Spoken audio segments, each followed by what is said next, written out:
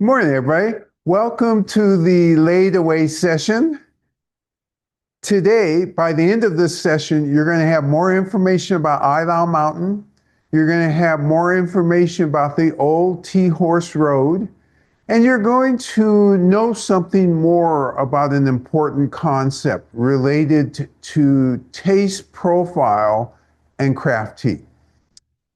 So let's do this in the reverse order. Let's start with the tasting profile versus craft tea. Why is this concept important and why is it important to you? Because most of you who are in that 99% or the 1%, in other words, actually, really refers to all of you who have such a strong knowledge already of tea and some history and processing, and you've tasted this wide range of teas. If you went to a reputable tea shop and you knew that the owner had established ties in wherever they're getting it from, whether it's from China or Nepal or Bhutan, it doesn't matter. This concept holds that I'm about to explain to you. So you'd enter the shop, you'd greet this person that you know, and what would you ask them for? So this is, in some ways, a little bit of a trick question, because what Biju and I would ask for might be a little different than what you'd ask for. But there's a reason for that, and we'll talk about why you might want to start asking for things the way we do. So the way we would ask is, hey, give me your most interesting craft tea. That's how we'd ask. Many of you might ask, do you have such and such a tea? Cloak of Heaven, Scarlet Robe, Dragon Well, stuff that you're really aware of and you're thinking about making a comparison. Or you're thinking about, gosh, I wonder what this flavor profile in this shop of this tea is. Because realizing all the shops have different places that they get similarly named teas. And they're obviously different. That is different in flavor profile. So again, Biju and I don't ask for that. Craft tea, give me something interesting. Why do we ask this way and why is this important? If you're going to the farms, if you're embedded in a tea industry, it does not matter what country, India, Sri Lanka, doesn't matter. The owners of a shop who are embedded like this, when you ask that way, you're essentially saying, hey, I trust you. You've been to the tea fields. You know what's special. And you probably have a secret stash of something that's going to be interesting. And remember, especially all of you who've had such a wide scope, yes, your favorites are your favorites, but you can always go to Sophie's and get your favorites, right? But what you can't get are really interesting new teas unless you know how to ask for them. And at the owner level, when you ask like this is like the ultimate challenge. This person came in and asked this way, hey, are you in the tea business? No, I'm not in the tea business, but I've drank a lot of teas. My scope of understanding, while, I may not know everything, I've had a chance to try a lot of different teas. And I've had a chance to experience flavor profiles of different teas. So I'm looking for something that you find is extraordinarily good, extraordinarily special. So this concept is really important for you, because now as you get to these levels, when you go in tea shops that aren't Sophie's, then this is how you should be asking. But you have to establish that these people are on their game. So again, how do you establish that they're on their game?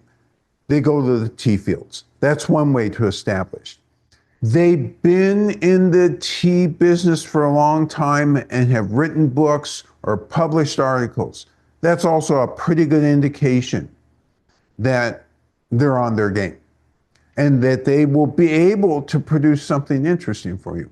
So this is just to help your growth as orderers if you're not in the immediate area. You know, if you find yourself in New York City, or if you find yourself in Dallas, Texas, and you come across something that you think, hey, this might be interesting, and the owner seems to fit this profile, then this is how you ask for tea. Because that way, you'll get them, you'll stimulate them to get you the most interesting thing. Why, again, is this so important? Because if you go to China and you enter a tea shop, they expect this question from people who are immersed in tea. The owners who've been out to the tea fields, yeah, okay, we'll give you something really special. And then you try it, and then you make a judgment based on the quality arena that we've talked about, based on being present, based on not being rushed as you make that judgment. And you'll end up with some really, really interesting things. And the being present. So I've got to relate another story from 2019 when we had a group in China with us in Yunnan. And they went to Ailao, but this story occurred just outside of Ailao. So we're in this location. It's called the world's highest elevation Wulong Farm. And this guy is Chinese. He's from Taiwan. He made a deal years ago with the Chinese government and got this land. Beautiful reservoir, beautiful location. Rhododendron Valley, I think is what they call it. Just rhododendrons all over the place. Spectacular. Went to his factory. And so obviously Bijou and I, when we were looking at the factory, we get one sort of sensation. When all of you are looking at the factory, you get another sensation, because we've been to hundreds, bordering on thousands of factories.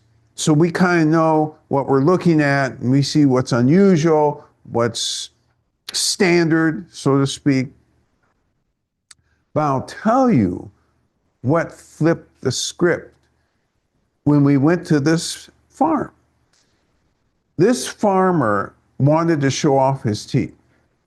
So, brews the tea for everybody.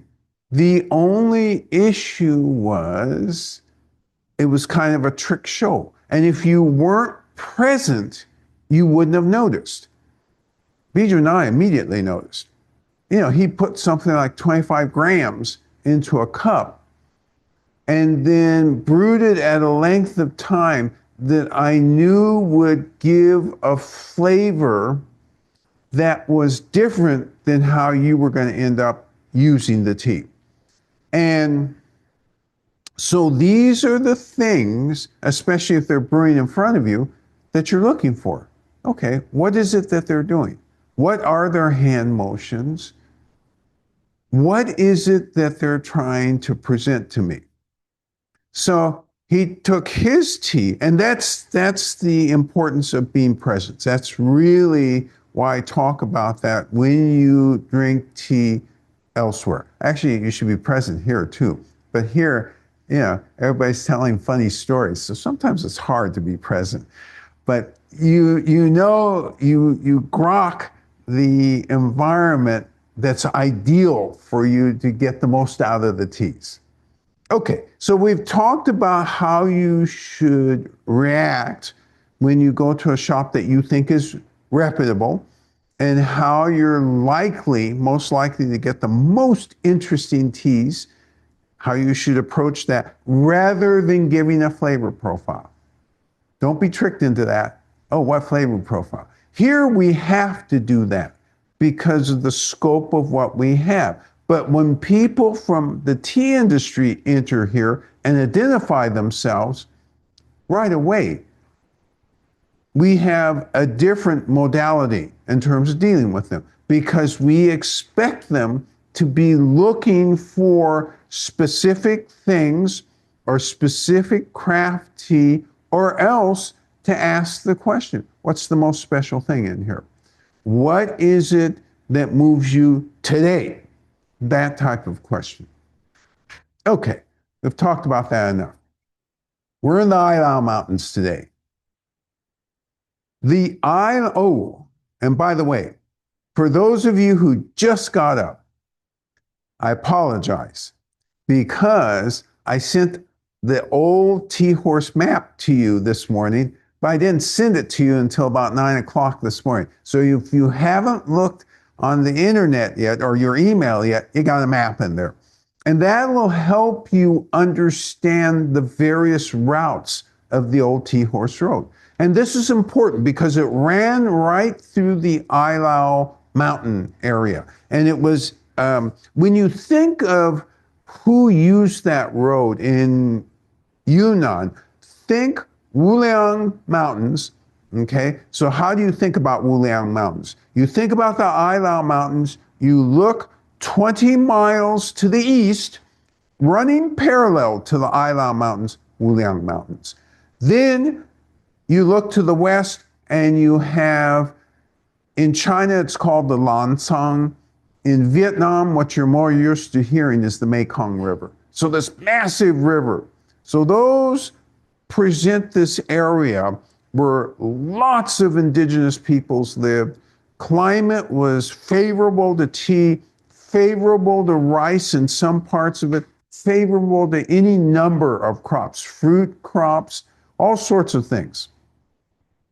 And as you think about that, one of the things that this area was famous for, very famous for, right from the early years, over 1,000 years ago, was its tea. When the Mongols entered China and conquered most of China, they weren't happy. Why weren't they happy? Because most isn't all. And, they're interested in all. So they pushed further and further south. And they fought in Yunnan. And the immediate resistance that they met, and this was from indigenous peoples, mostly Dai people, but there were some other groups as well. They fought shortly and fell back. And as the Mongols penetrated, they lost more and more of their people because these other indigenous groups fell back and mixed with other indigenous groups and put up a stand. And the further towards the Ilau Mountains they got, the worse it was for the Mongols. Now, historically, when they wrote about that time, here's what the problem was. It wasn't that the Mongols weren't great horse people. Oh, they were great horse people. They have good weapons. They had real good weapons. What is it that they weren't doing that the local people were doing, and why did that make a difference? They weren't drinking tea, and the local people were drinking tea. So it turns out, from the indigenous people's point of view and how they wrote this up, oh yes, we drink tea, we eat tea in our meals, we're healthy most of the time. Mongols weren't doing that. They entered this foreign environment, ill, weakened, just couldn't get it together. And in retrospect, some of the Mongol documents note that, because this was later, as they were analyzing, hey, we should be drinking tea, because this seems to be a powerful ingredient which helped the indigenous peoples in that area stay healthy in spite of the relatively remote, not relatively, truly remote, but relatively favorable conditions until you got into the mountains. Once you got in the mountains, nothing was favorable. You had all the predators, you had elephants down there, you actually had rhinoceroses in that area. I mean, dangerous things, snakes, all that stuff. But if you were living there and you were drinking the tea, which they were, and actually using it in their food, which they were, this served to fortify them.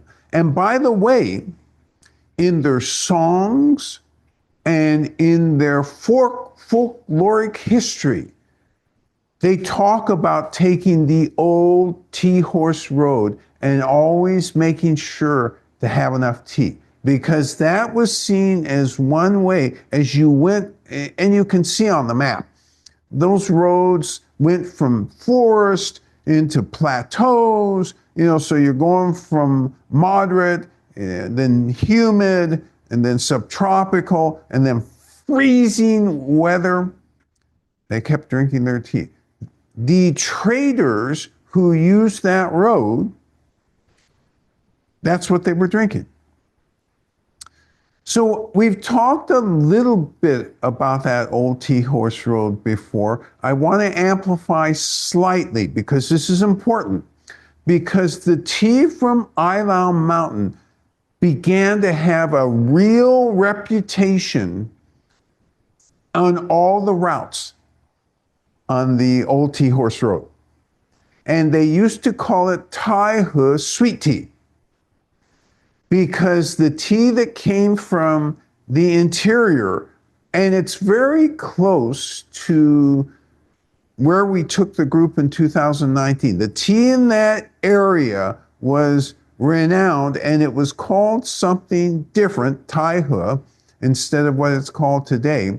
And actually, that Tai He, the origin of that name is interesting also, because I think that's a corruption of Dai, which is the indigenous group. When the Mongols first came and fought them, they retreated, mixed with all these other groups, and this name was to represent that, hey, we're down here and we're going to return, and there's good tea here. And all over Southeast Asia, this tea became renowned. So when we talk about Ilau tea today, I ask you this: why isn't it in the top 10 teas, this so-called top 10 teas of China? So remembering that among the red teas, really only Qimeng tea is in that top 10.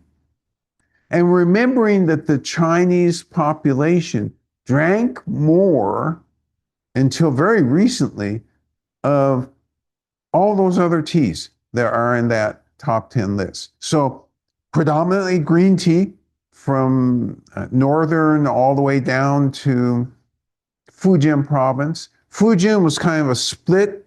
You had some green tea there, but you were getting a lot of oolong there.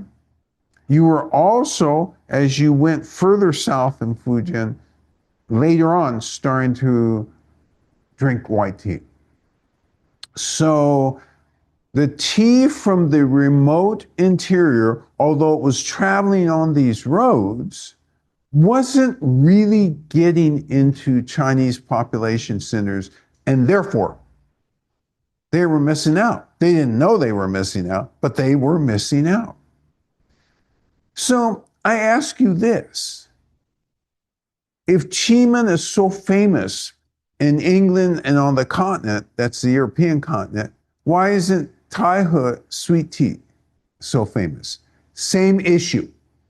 Qimeng, Anhui province, you could go down the Grand Canal, get to the coast, get it on a boat, get it abroad.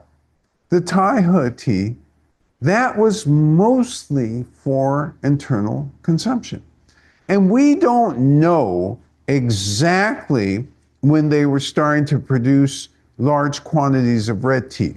Because if you say 1,000 years ago, no, they were drinking the tea, but it wasn't red tea. It was green tea. And it was from ancient tree, and there were transitional trees. I love this term. You see it in Chinese, transitional trees. And you think, transitional trees, what does that mean? What are they transitioning? Here's what's meant by that. First time I saw it, threw me for a loop. Ancient trees, so let's say trees older than 2,500 years, and then every other ancient tree that's younger. Because some of those ancient trees that are younger were undoubtedly planted. We don't know exactly when that started, but somewhere along the line, they transitioned. They transitioned from being absolutely wild, planted by, not planted, but nature, created using nature's mechanisms, birds, squirrels, monkeys, seeds spread all over the place, to man starting to stick the hand in there and starting to create convenience for man. We don't know exactly. And now there's more and more hints of evidence that it may have been earlier than what we used to think. I used to tell you at the very beginning, yeah, anything that's, over about 1,200, 1,400 years old, that couldn't have been planted by man. Turns out I'm probably wrong, because there was probably, because they were understanding fairly early in the Ilau area that tea was good for you, there was probably some effort to direct where it was being planted. Direct where it was being planted doesn't mean monoclonal plants. It's not plantation tea. It was still trees, and they didn't have the concept, well, let's make them all in straight rows, let's put 10 feet or 5 feet or whatever feet between them. No, that wasn't it. They looked in their forests and said, okay, this area has a number of trees. Let's put a number or create a number of these transition trees in other areas. But they weren't planted in a way that necessarily was geometrical, a way that somebody later on coming looks, takes one look, oh yeah, man did this. They weren't planted that way. So that's a term you're starting to see in the Chinese literature. And like I said, the first time I saw it, what's this? Transitional trees. So for today's tea, and let's see how I'm doing. Oh, I'm doing okay. For today's tea, this is a red tea called Laid Away. Is it any different in terms of processing? Remembering that every indigenous peoples process slightly different. So it is different than some other indigenous people in the immediate area even, but it was consistent year after year. You basically pick, you go up into those trees, and when you pick, you abundant pick. That's my term, by the way. So don't ever use that in a tea conference. Yeah, they abundant picked. No, that's me. What I mean by that is they picked a bud, 3 or 4 leaves, many times the stems, and the stems are the abundant part that I'm referring to. And those gave some added flavor to the tea itself. They withered. Each area has a different methodology for withering. And that's the main difference from area to area. Withering is number one, and then shaping would be number two. The withering, why does that make a difference? Well, if you have 40% of moisture still in the tea leaf, you're going to get one result. If you have 50, you're going to get another result. If you have 60, you're going to get yet another result. So this week was really instructional to both Bijou and I, because we had people asking us about, can tea be grown elsewhere, and can the whole process be repeated? And I went through the whole spiel. You're all used to my spiel. Yeah, you can do it, but it'll never be the same because the terroir is not the same. They're working on a methodology to get all those chemicals isolated. Maybe sometime in the future they'll be able to do that. The point isn't that. And that's what I should have said when this question was being asked, because the point is, Bijou and I have tasted thousands of teas. We put in X number of hours to get these formulas together. That's what makes this unique. And all of you who've already experimented at other places realize, oh yeah, this is unique. And that's why. It doesn't mean that at some point in the future, AI will grow a brain. Who knows? AI might grow a brain, and then all of a sudden, everything will be replicable. Don't count on it. Don't count it in your lifetime. All right. I think it's time for us to demonstrate how to brew laid away, and then for you to brew with us. So I'm going to wander behind the counter. I'm going to see where Bijou is, and we'll get going. It is with great pleasure that I present to you the very glamorous, very nice hairstyle, great cat on the shoulder, Bijou. Okay, so yeah, we do Yunnan Hong Cha. It's right.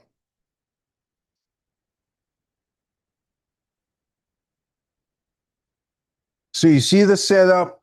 She's got extra glasses because she's going to make extra cups, a tray to catch the water, a strainer. That's all you need. C'est fun, today. Okay.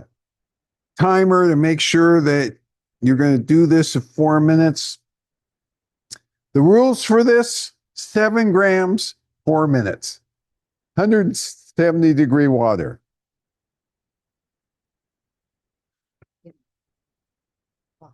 Mm-hmm.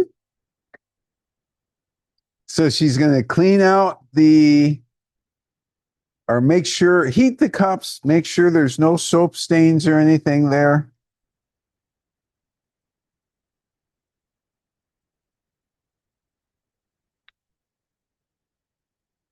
You notice she has a nice rhythm.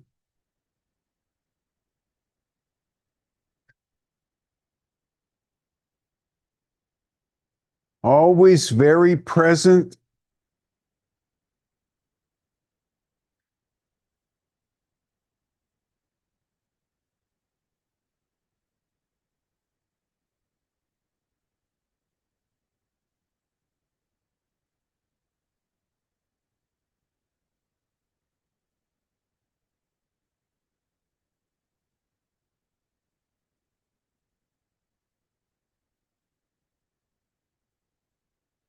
No sense of hurry,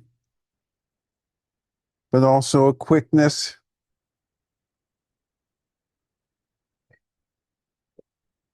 And certainly a consistency, attention to detail.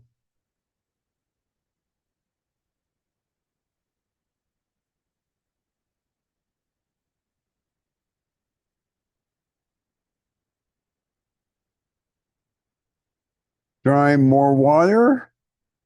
And remember, we draw from these water towers. Each tower is producing a different temperature of water. And the one she's drawing from is 175 degrees. So we aerate it, dissipate the steam, and get it down to about 170.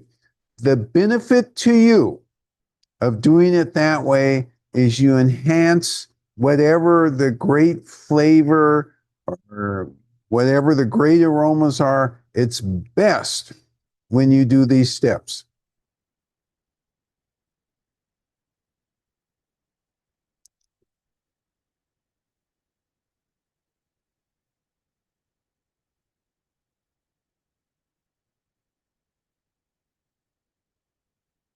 All right. Oh my gosh. Huge set of leaves. All 7 grams of them. No, I don't think so.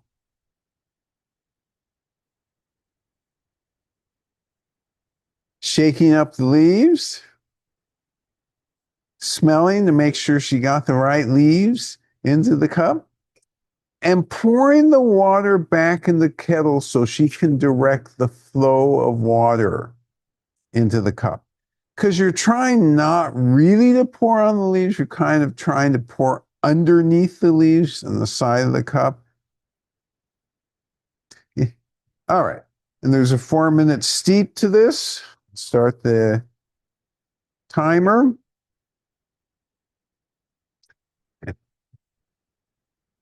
These trees are about 2,200 years old. They're deep in the Islau forest. And so these are unlikely, but I can only tell you from my observation, but I would say they're unlikely to be those so-called transitional trees. They grow within the forest and they grow beside a wide variety of other different trees. So it's really cool. You go there, and what's great about the villages, they put the villages away from the trees. So you have to walk a mile or two to get to these. So there's no possibility of accidents from villages somehow damaging the roots or somehow damaging the trees through unintentional runoff. There's none of that. And the other thing is that by being mixed, and very solidly mixed, you walk maybe the equivalent of, I don't know, 1,000 yards from one tree. Hey, there's another tree 1,000 yards away. And then you walk another 500,000. Hey, there's one over there. And in between, you have sour cherries, magnolias, bamboo.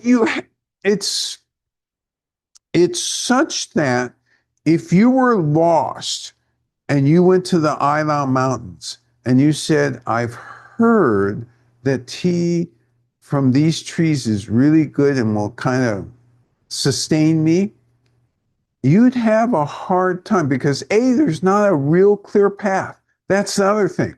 If you don't know where you're going, you will get lost. And this forest has lots of other things in it. These are things you probably don't want to meet. And the more off trail you are, the more likely you are to meet these other things.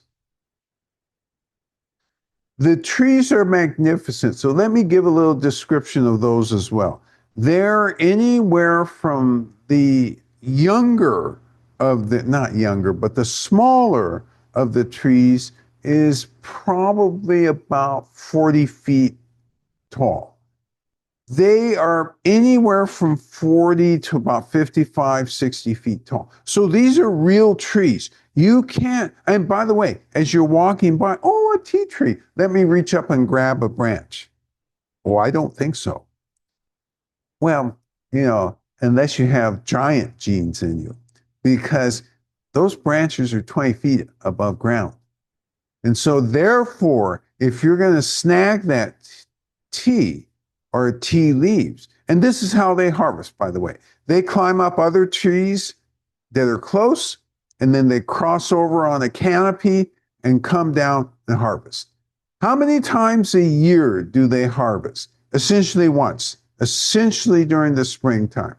And do they need to prune these trees and do all the things that when you have monoclonal bushes, think about fertilizing the soil and all that stuff? No. These trees figured it out themselves. They've been here a long time without any help, and they still don't need help. So it's really interesting, and it's usually, but not always, the women, the indigenous peoples who climb up these trees. There are a few of the younger men who do that, but usually the women. Timer has gone off.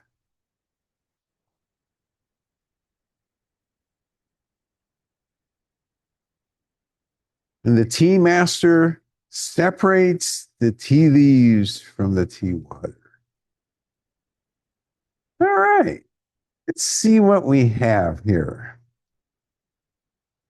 Laid away. Well, that's an interesting color. That's kind of a nice color. All right, I'm going to enter the tea quality arena. I'm going to take a sip, looking for astringency, aftertaste, and energetics.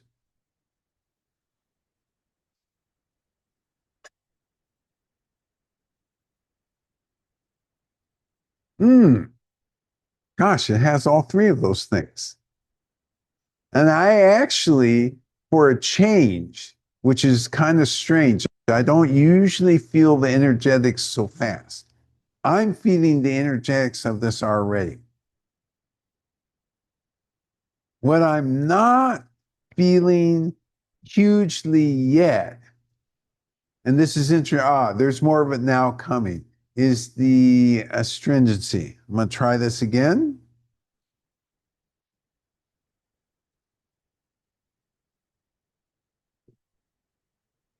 Okay, yeah, there's astringency there. I've got an aftertaste. Like I said, I feel the energetics. I'm so energized now. I've got to turn it over to you and give you some of that energy. Your turn to brew. Tea Master will brew with you.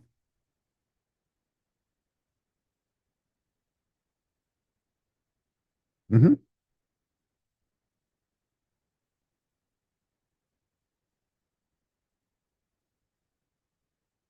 You sent several pictures to everybody before the tea tasting, one of them showing this incredible mountain airy. Yes. Can you tell us more about that place? Um, yeah, that area is about, let me think about this a minute. I'm going to say it's about 5,500 feet above sea level. And it is wild. And you do, on occasion, the monkeys tend not to want to have contact with humans, but you can hear them. So there are monkeys in this area. The gibbons really don't want to have contact with humans, but again, occasionally they'll swing through this area. And if you've never seen a gibbon swinging through trees, it's one of the most impressive and unusual sights because it's like they sprint through trees using swinging through the trees. It's really incredible. So the ground is not hard to walk through.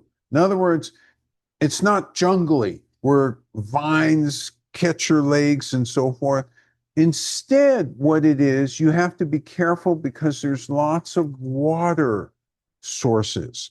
And so you actually do come to some streams where it's probably best not to step in the stream if you can somehow get across it without stepping into it. Ferns, incredible number of ferns throughout this forest. It feels safe and friendly. Nonetheless, if you get fooled by that, you can die in there. One of the photos seems to show a village and a mountain going up to a village. Yes, that village is Chenjiajai, and it is they own or They have the rights to the trees. When I say own, it's just better to say have the rights because it's to the villagers. It's not to an individual person. Although in some mountains the trees are individual, but they're not ancient trees. They're old trees. So, well, actually, they would be considered ancient. Okay, I'm wrong. Anywhere from 500 to 15-year-old, 1500-year-old, and those are smaller, and those are owned by families, but not these trees. These trees are owned by villages. So cooperative, Cooperative. non-governmental. Yeah.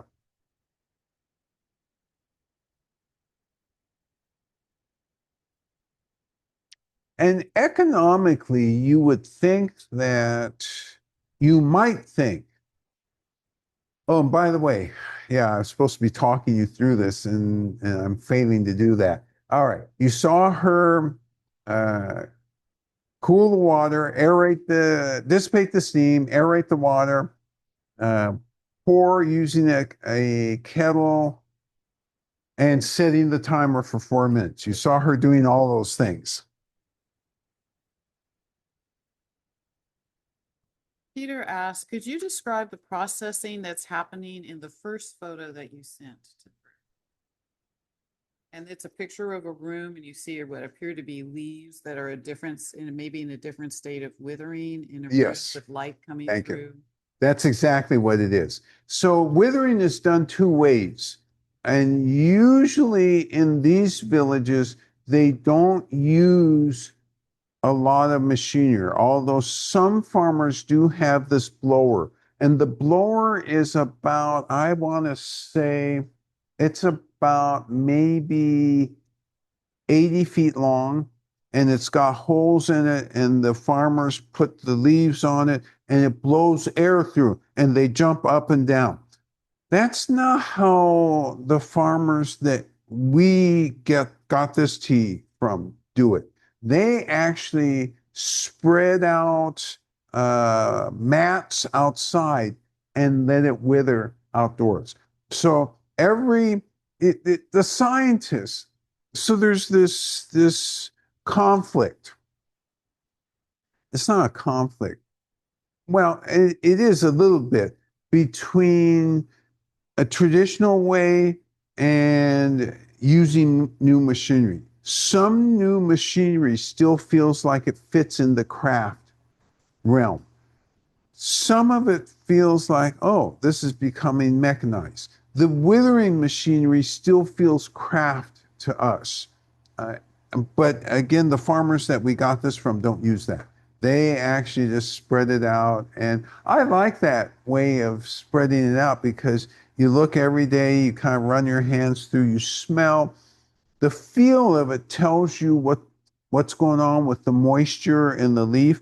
And these guys know this through experience. And there's always in this particular village, and actually the surrounding villages, it's ladies, it's women who control this process. It's very interesting because in Chiang Mai, it's men. Well, it's men out front. Actually, the women are doing significant things behind, very significant things behind. Here, it's women out front. And you don't see so many of the men doing much stuff. And in fact, I think a lot of the men may have left the immediate village and gone to townships to do work there. So tea business work is actually hard work. It's not easy. And yes, there's long periods where you don't seem to do much. But if you're in charge, you're always doing stuff because you're looking at your inventory, you're testing it.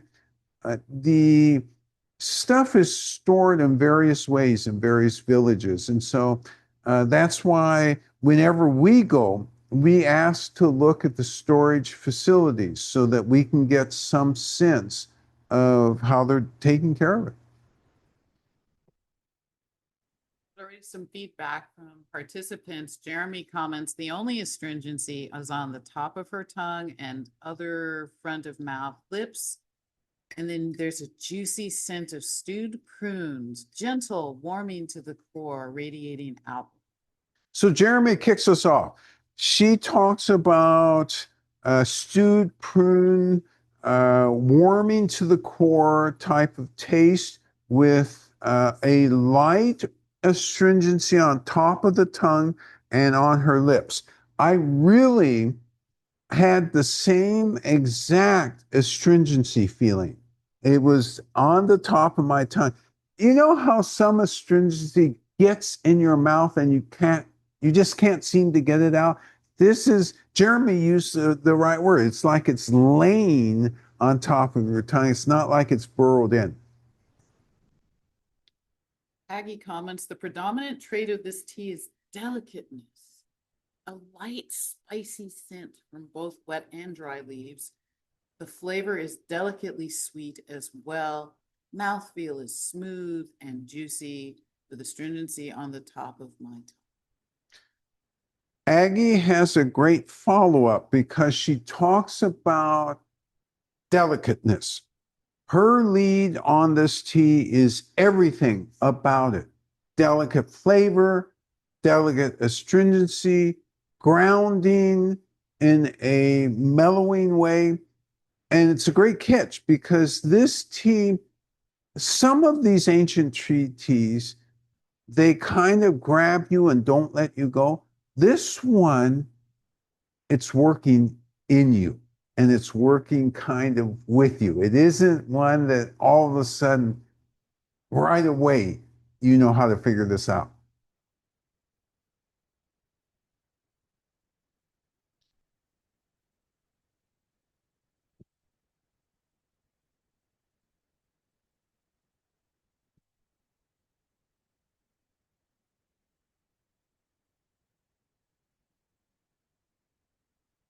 All right.